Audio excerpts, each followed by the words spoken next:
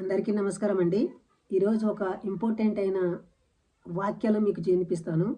Bible గ్రంథము పరిశుద్ధ గ్రంథం అని ఎవరైతే నమ్ముతారో వాళ్ళు ఈ వీడియోని తప్పకుండా చూడాలి. ఫస్ట్ నుండి లాస్ట్ వరకు చూడాలి. ఎందుకంటే చాలా పొరపడుతుంటారు క్రైస్తవ సోదరులు. బైబిల్లో కొన్ని వచనాలు ఉంటాయి. బైబిల్ ఎలా తయారు చేయబడింది, బైబిల్ ఎన్ని కాలాల పాటు తయారు చేయబడింది అంటే ఇంచుమించు 16 సంవత్సరాలు పట్టింది దానికి తయారు చేయనికే. సో దాన్ని మళ్ళీ అంతరించుకుంటూ అంతా కట్ చేసుకుంటూ వచ్చారు. సో బైబిల్లో ఒక వచనం ఉంటాయి, కొన్ని వచనాలు నేను చదివి వినిపిస్తా. అవి ఏమిటంటే, ఈ బైబిల్ లేఖనలో కొన్ని వచనాలు తీయరాదు, మళ్ళీ కలపరాదు. అంటే బైబిల్ యాజ్ ఇట్ ఈస్గా ఎట్లా ఉందో అట్లనే ఉండాలి అని బైబిల్లో ఉంది. నేను చదివి వినిపిస్తాను చూడండి. ఈ జనాలు ఏవేవి తక్కువ చేశారో, బైబిల్ని ఎలా కొట్టి పాడేశారో అది కూడా చూపిస్తా. మొట్టమొదటిగా మీరు బైబిల్లో దేవుడు ఏం చెప్తున్నాడు, బైబిల్ పరిశుద్ధాత్మ దేవుడు రాసించాడు అంటాడు కదా, అతడు ఏం చెప్పాడంటే ఈ బైబిల్ లేఖనలో ఏది కూడా తీసేయరదని చెప్తున్నాడు. సో ఆ వచనాలు మీరు బైబిల్ ఉన్న వాళ్ళు చూడండి, చదివి వినిపిస్తాను.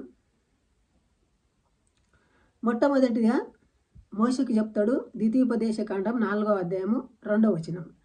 మీ దేవుడైన యెహోవా ఇచ్చిన ఆజ్ఞలను మీకు ఆజ్ఞాపించుచున్నాను, వాటిని గైకొనుటయందు నేను మీకు ఆజ్ఞాపించిన మాటతో దేనిని కలపకూడదు, దానిలో నుండి దేనిని తీసివేయకూడదు.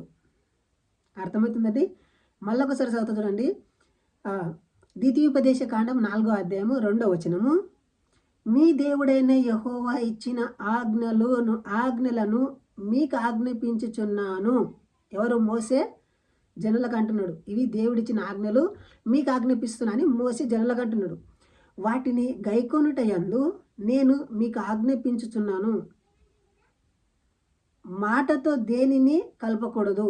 అంటే మాటతో దేనిని కలపకూడదు, దానిలో నుండి దేనిని తీసివేయకూడదు. అంటే యాజ్ ఇట్ ఈస్గా దేవుడు ఎట్లా చెప్పిండో అట్లనే ఉండాలని ఇక్కడ చెప్తుంది. చూడండి, సామెతల గ్రంథం 30వ అధ్యాయము 6వ వచనం. అక్కడే చెప్తుంది, ఆయన మాటలతో ఏమీయూ చేర్చకము. అంటే అతను ఒక మాట ఏమీయూ చేర్చకము. ఆయన నిన్ను గద్దించునేమో, అప్పుడు నువ్వు అబద్ధికుడు అయిదు. ఒకవేళ ఇలాంటి వాక్యాలు ఎవరైనా చేరిస్తే వాళ్ళు అబద్ధికులు అంట. చూడండి, ఇలాంటి వచనాలు ఎందుకు రాయించారు అంటే వాళ్ళది మార్చి ఇంకొక విధంగా చెప్తారేమో అని భయం మోసేకు, అక్కడి ప్రవక్తలకు. యాజ్ ఇట్ ఈస్గా ఇది ఎట్లుందో అట్లే చెప్పండి అంటే చెప్పారు. చూడండి, మళ్ళీ ప్రకటన గ్రంథం 22వ అధ్యాయం 18వ వచనంలో అక్కడ యోహాను భక్తుడు ఏమని రాసిందంటే, ఈ గ్రంథమందున్న ప్రవచన వాక్యములను విను ప్రతి వాని నేను సాక్ష్యం ఇచ్చుచున్నది ఏమనగా, ఎవడును వీటితో మరి ఏదైనాను కలిపిన ఎడలా ఈ గ్రంథంలో రాయబడిన తెగులు దేవుడు వానికి కలగజేయును. అంటే ఈ యొక్క గ్రంథంలో బయటిది ఏదైనా కలిపినరంటే ఈ గ్రంథంలో ఉన్న తెగులు అన్నీ వానికి తగులుతాయంట. సో తెగులు ఎక్కడ ఉన్నాయంటే మన ద్వితీయోపదేశ కాండంలో ఉంటాయి, 28వ అధ్యాయంలో. ఆ తెగులు అన్నీ వాళ్ళకి తగులుతాయంట. చూడండి, మళ్ళా ప్రకటన గ్రంథం 22వ అధ్యాయం 19వ వచనం.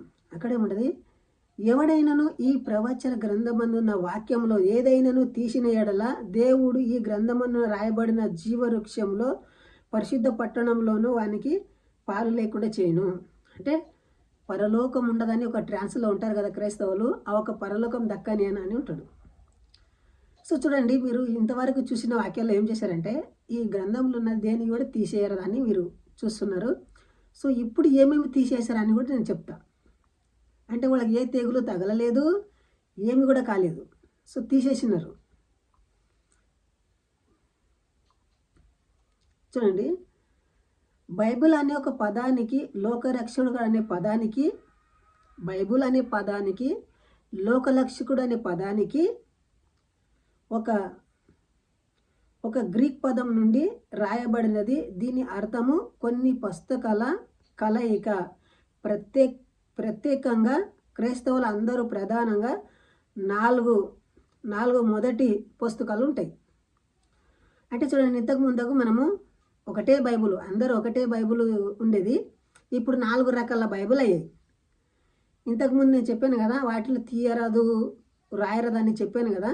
సో ఇక్కడ ఏం చేశారంటే వీళ్ళంతా కట్ చేసి 4 రకాలుగా చేశారు. ఎందుకు 4 రకాలుగా చేయవలసి వచ్చింది? ఆ ఒక్క బైబిల్ పేరు ఏమిటిది? క్లుప్తంగా నేను చెప్తాను చూడండి. కొన్ని అసఖ్యమైన కార్యాలు దీంట్లో ఉంటాయి. ఈయన వాక్యాలు ఉంటాయి. ఇప్పటికే ప్రొటెస్టెంట్ బైబిల్ చూడండి చాలా అసఖ్యకరమైన వాక్యాలు ఉంటాయి. సో అలాంటివి ఇంకా యాసిటీస్గా అసఖ్యకార్యమైన వాక్యాలు ఉంటాయి. సో చూడండి దాంట్లో ఏమి ఉంటాయని కొన్ని ప్రామాణికంగా నేను చెప్తాను. యాసిటీస్గా బైబిల్లో లేకుంటుంది ఆ మాట. సో అదేముంటుందంటే యేసుక్రీస్తు ఒక రోమా సైనికునికి పుట్టాడని కూడా ఉంటుంది వాళ్ళ గ్రంథాలలో. సో అదేం చేశారంటే వాళ్ళు కట్ చేశారు. సో దయచేసి మీరు ఆలోచించండి, నేను వక్రీకరించాలని లేదు. వీళ్ళు ఏం చేశారంటే ఎక్కడెక్కడ బైబిల్ వచనాలు తప్పుగా అనిపిస్తాయో వాళ్ళు కట్ చేసుకుంటూ వచ్చారు. చూడండి, ఒక గ్రీకు పదము నుండి రాయబడిన దీని అర్థం అని కొన్ని పుస్తకాల కలయిక. బైబిల్ అనే పదానికి బిబ్లాస్ అంటారు. ఈ బిబ్లాస్ అనే పదానికి అర్థం ఏమిటంటే కొన్ని పుస్తకాలు కలయిక చేసినాక బిబ్లాస్ అనబడి ఉంది. ఎందుకు బిబ్లాస్ అన్నారంటే కొన్ని పుస్తకాలు ఇప్పుడు రకరకాల ప్రవక్తలు రాశారు కదా, వీటన్నిటినీ వీళ్ళు ఏకత్తర అంటే ఒకతోటి కలిపి బిబ్లాస్ అని పేరు పెట్టిండ్రు, అంటే బైబిల్ అని పేరు పెట్టిండ్రు. క్రైస్తవులు అందరూ ప్రధానంగా 4 మొదటి గ్రంథాలు ఉంటాయి. 76 పుస్తకాల ఆద్రుడెగ్ బైబిల్ మొదటిది స్టార్టింగ్లో ఉండేదండి. 76 పుస్తకాల 86 పుస్తకాల మొదటిది 86 పుస్తకాల మొదటిది 86 పుస్తకాల ఆర్థోడాక్స్ బైబిల్. రెండవది 73 పుస్తకాల రోమన్ కేథలిక్ బైబిల్. ఇంకా 4వది ప్రొటెస్టెంట్. చూడండి ఇలా 4 రకాల బైబిల్. మొదటిది 86 పుస్తకాల నుండి 76 పుస్తకాలకు మార్చిండ్రు. 76 నుండి 73కు మార్చారు. 73 నుండి 66కు మార్చుకున్నారు. సో చూడండి, ఈ ఒక్కొక్క వచనాలు కట్ చేసుకుంటూ వచ్చారు. చూడండి, మీకు ఉక్తంగా చెప్పాలంటే మొదటిది 76 పుస్తకాలది ఆర్థోడాక్స్ బైబిల్. రెండవది 76 పుస్తకాల చారిస్మాటిక్ బైబిల్ రెండవది. మూడవదేమో 83 పుస్తకాల రోమన్ కేథలిక్ బైబిల్. నాలుగవది 66 పుస్తకాలది ప్రొటెస్టెంట్ బైబిల్. చూడండి, ఇప్పుడు చాలామంది క్రైస్తవులు ఈ ప్రొటెస్టెంట్ బైబిల్కి కట్టబడి ఉంటారు. సో దయచేసి ఆలోచించండి, ఇలాంటి వాక్యాలు బైబిల్లో కాంట్రవర్సన్గా ఉంటాయి. అవి మానవునికి ఏ ఉద్ధారకరమైన వచనాలుగా మారవు. సో దయచేసి హిందువులు కూడా ఎవరు కూడా మతం మారి మనల్ని గందరగోళంగా ఉండరాలని కోరుతూ ఈ వీడియో చేస్తున్నాండి. ఒకవేళ ఇలాంటి వీడియో మీకు నచ్చితే లైక్ చేసి సబ్స్క్రైబ్ చేయడం మర్చిపోకండి. సపోర్ట్గా ఇలా వాడండి. సో మంచి కంటెంట్లు తీయడానికి మీరు నాకు సహకరించండి. సో మీకు ఏమైనా డౌట్లు సందేహాలు ఉంటే కామెంట్ చేయండి. వీలైన వారు కాల్ కూడా చేయండి. సో ఇంతవరకు వీడియో చూసినందుకు జై హింద్, వందే మాతరం.